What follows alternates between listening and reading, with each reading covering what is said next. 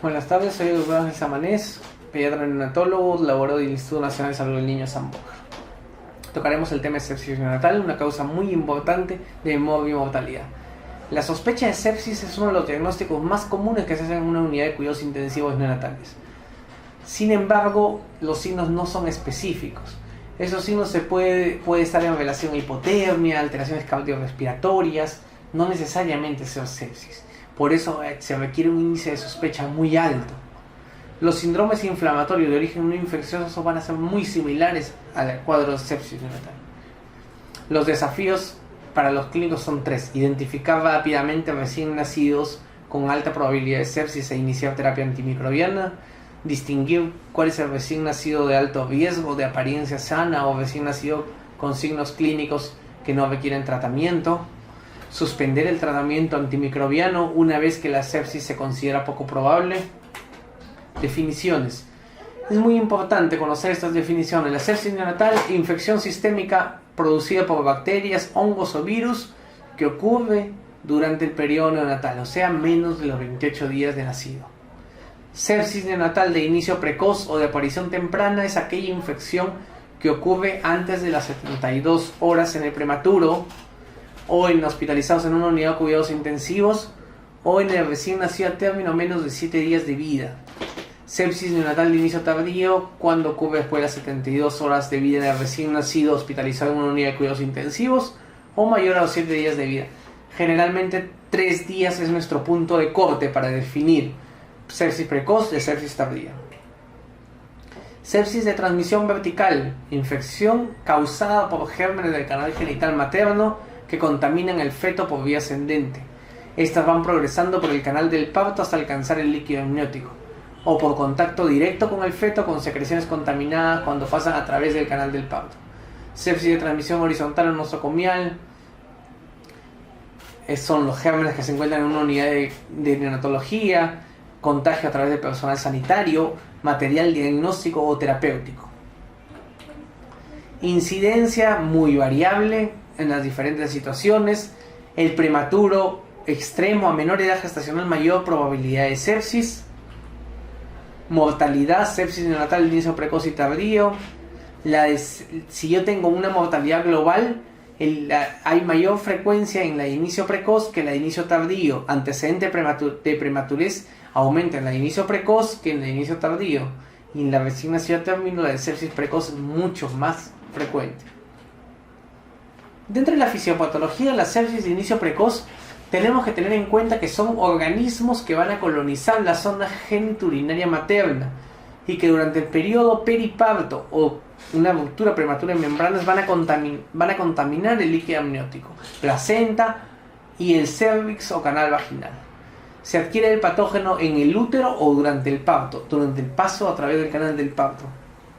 Factores de riesgo materno: ingesta periparto de alimentos contaminados, productos lácteos no pasteurizados, factor de riesgo para adquirir listeria monocitógenes, historia de cerclaje cervical o amniocentesis, colonización vaginal o bacteriuria por estreptococo de grupo B, ruptura prematura mayor a 18 horas. Ese es un factor de riesgo materno.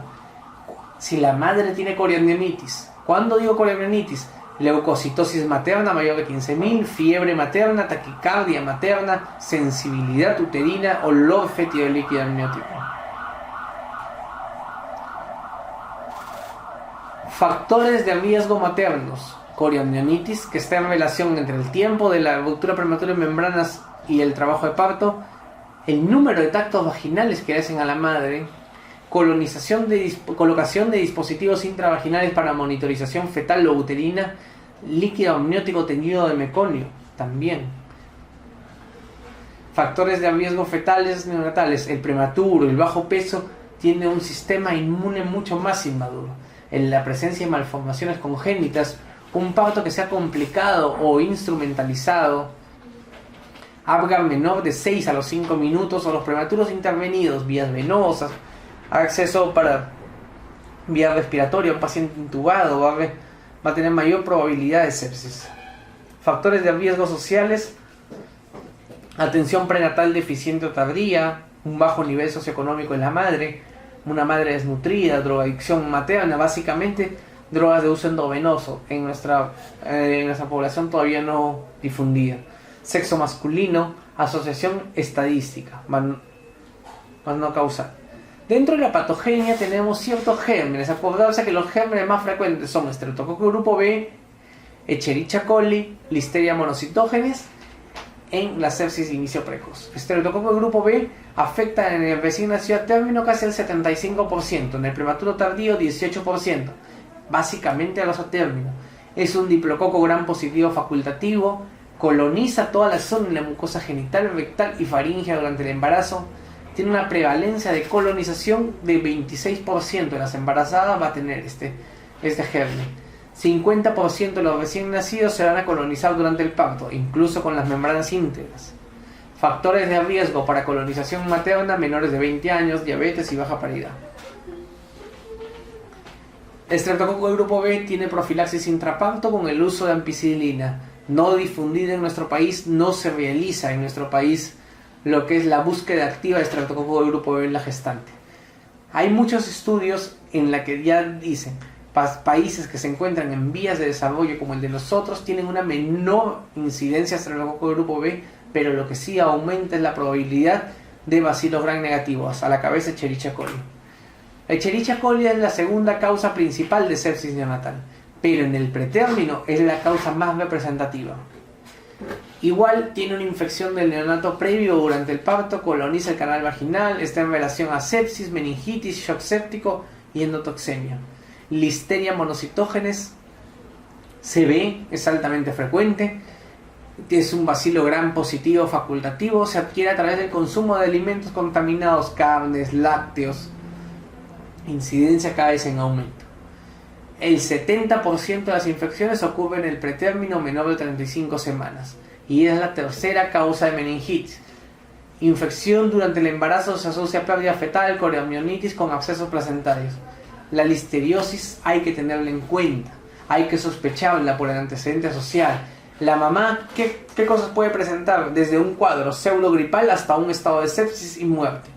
En la madre puede haber un compromiso tracto gastrointestinal, hepático, puede haber transmisión feto-placentaria. Y esta infección fetal, ¿cómo lo adquiere el bebé? Por ingesta de líquido amniótico contaminado o transmisión hemática. La signología generalmente es en las primeras 24 horas. Es muy súbita, presenta apneas, dificultad respiratoria, cianosis, signos radiológicos de neumonía, erupción en piel, lo que se llaman los listeriomas. Es muy severa, con alta predicción de muerte. Otros bacilos gram negativos que son causas menos frecuentes de sepsis de inicio precoz, tenemos Serratia, Klebsiella, Enterobacter, Citrobacter, que se asocia a meningitis y abscesos cerebrales en el 5% de los recién nacidos pretérmino de muy bajo peso. Estafilococo coagulasa negativo y Estafilococo aureus son principal causa de sepsis neonatal de inicio tardío o de inicio nosocomial. Esa transmisión horizontal que se da, contacto con el personal de salud, contacto del solo hecho de estar en un ambiente hospitalario, el tener accesos vasculares, acceso a una vía respiratoria, aumenta la probabilidad de riesgo. Cuando el Estafilococo aureus o Estafilococo coagulasa negativo es de inicio precoz, cuando hay una historia previa de procedimientos prenatales, amniocentesis o amnioinfusión. El Estafilococo epidermidis es el 93% de las sepsis neonatales por Estafilococo coagulasa negativo. Las infecciones micóticas no hay que olvidarse, es infrecuente sí, pero con alta movilidad. Más frecuentes son las de aparición tardía. Cándida a la cabeza. En quienes se ve afectado en el recién nacido pretérmino, muy bajo peso al nacer, porque tiene una barrera de la piel inmadura, etc. Las manifestaciones clínicas, los signos y síntomas van a depender de la gestacional y la severidad de la infección. Cuando hablamos de sepsis de inicio precoz, raramente hay fiebre durante las primeras 24 horas, excepto si la madre está febril durante el parto. Ahí, en este caso, durante las primeras 24 horas predomina lo que es la hipotermia y la inestabilidad térmica. Y tienen otros síntomas generales: letargo, taquipnea, bradicardia, falla renal, quejido, mala perfusión, acidosis, desaturación. llenado capilar lento, apnea, retracciones, mala alimentación, pobre ganancia ponderal, ¿no? En el pretérmino los síntomas son mucho más severos por gram negativos. La gran mayoría sea apnea, bradicardia, cianosis. Tenemos un porcentaje que dan hipoactividad, letárgicos, y otro porcentaje que presenta taquipnea. En el recién nacido a término, igual, cuando hablamos de sepsis precoz, los síntomas aparecen en las primeras 6 horas, básicamente. Y el 90% de todos los síntomas en las primeras 48 horas. Solamente un pequeño grupo son oligosintomáticos o leves sintomáticos. Y en estos casos, con mucho factor de riesgo, tengo que solicitar ciertos exámenes. Reactante de fase aguda, hemograma, proteína C reactiva. Nunca antes de las 6 horas de vida. ¿Por qué nunca antes de las 6 horas de vida? Porque yo requiero de una respuesta inflamatoria que se dé entre las 6 a 12 horas. Si no, una PCR negativa no tiene mucho valor. Y tenemos que indagar exhaustivamente sobre los factores perinatales. Diagnóstico, hallazgos de laboratorio. Tenemos un hemograma completo, recuento de leucocitos, uso de neutrófilos, las fórmulas leucocitarias, el inmaduro versus totales. Si bien es cierto, tienen poca sensibilidad. Y el recuento total de glóbulos blancos, o sea, leucocitos, tiene poco valor predictivo positivo. La neutropenia es mucho más específica. Y los índices inmaduros versus totales solo tienen valores mayores a 0.3.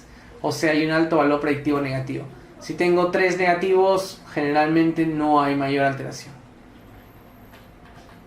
El recuento de plaquetas es una manifestación mucho más tardía. Se va a presentar, sí, plaquetopenia en infecciones por bacilo por gram negativos como en infecciones micóticas. Y en general tiene poca especificidad y sensibilidad para el diagnóstico y seguimiento. Los reactantes de fase aguda de la proteína C reactiva va a iniciar un aumento a las 6 a 8 horas de la infección. Tiene un pico máximo a las 24 horas de nacido. Pero se tiene que pedir a partir de las 6 horas. Por el mismo hecho de lo que habíamos mencionado. Se requiere una respuesta inflamatoria inicial. Es muy válido tener el valor de la proteína C reactiva.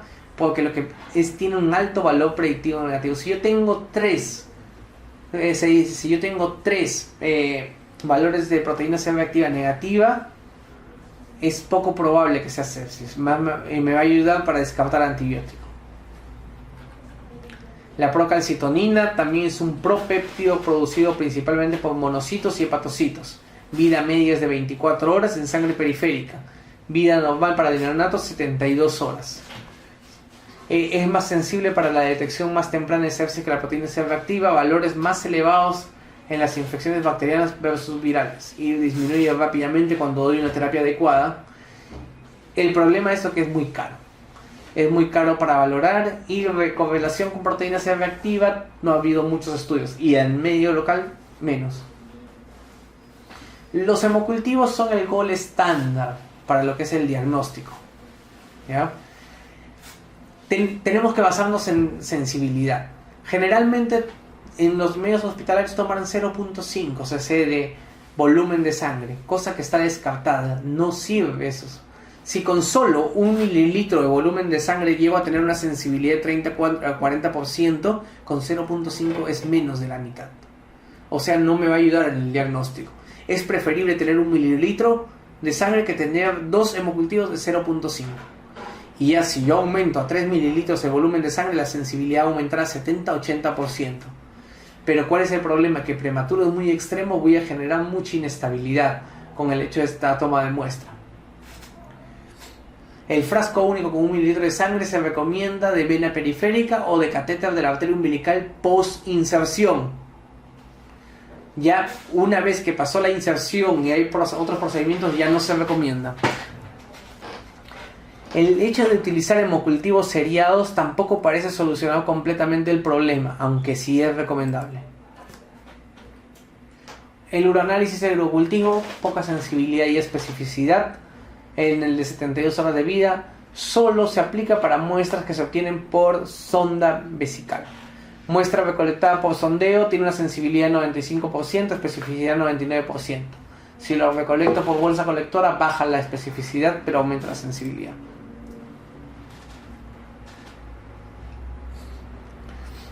Análisis de líquido cefalorraquídeo, uso rutinario en los recién nacidos es controversial. El riesgo de meningitis concomitante en recién nacidos de alto riesgo que parecen sanos o aquellos cuyos signos clínicos parecen ser debido a condiciones no infecciosas como síndrome de distrés respiratorio es muy bajo, o sea, no tiene mayor valor. Pero hasta un 40%, 38% de los neonatos con meningitis tendrá un hemocultivo negativo. Por lo tanto, se recomienda realizar una punción lumbar solo si existen hemocultivos positivos.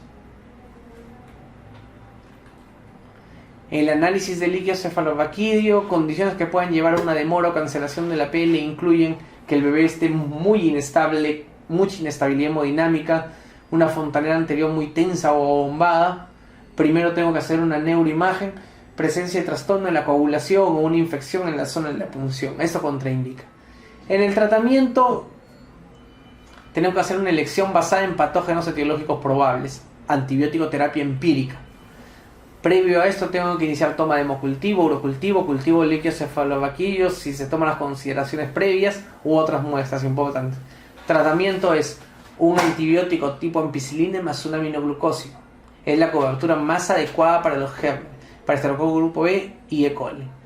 Ampicilina más gentamicina tienen un efecto sinérgico in vitro y en modelos animales contra Listeria monocitógenes. Por eso que se prefiere ampicilina más gentamicina que ampicilina más amicacina. Ante la alta sospecha de meningitis se recomienda la cefotaxima, porque al ser una cefalosporina de tercera generación permite el paso a través de la barrera hematoencefálica. La ceftriaxona está contraindicado en recién nacidos. ¿Por qué? Porque tiene una alta unión a proteínas séricas y esto al ingresarla se une a proteínas séricas, aumenta lo que son las bilirrubinas, la bilirrubina libre, mayor riesgo de carnícteros, encefalopatía bilirrubínica. Favorece las precipitaciones de iones calcio, hipercalcemia y puede estar asociado a deterioro pulmonar por precipitación de iones calcio y se asocia a litiasis biliar y nefrolitiasis.